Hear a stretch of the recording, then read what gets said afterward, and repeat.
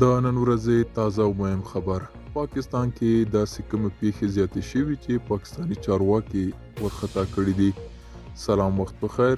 که غواړئ پوه شئ ویډیو تر پایه وګورئ او که تر اوسه پورې مو وطن میډیا یوټیوب چینل نه وي سبسکرایب کړم دا اوس یې سبسکرایب کړئ تر څو نوي او تازه معلومات تر تاسو در ورسیږي.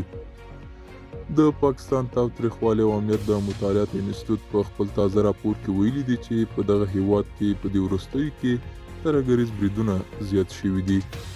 د دغه انسټیټیوټ په راپور کې راغلي دي چې دا بریدونه داسې مهال زیات شوي دي چې پاکستاني طالبانو له حکومت سره د اوربند د ختمېدو اعلان هم نه دی کړی. د دواړو خواو ترمنځ د افغانستان د طالبانو په منځګړیتوب څه موده مخکې د سولې اوربند شوی و.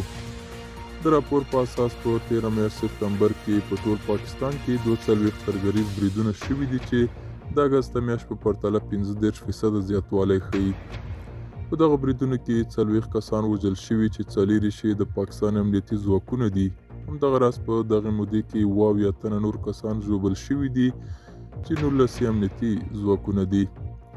راپورونه وایي چې امنیتي ځواکونو د تلفاتو کچه 80% لوړه شوې ده او دا د دې څرګندوی دی امنیتي ځواکونه د بریدونو اصلي هدف دي.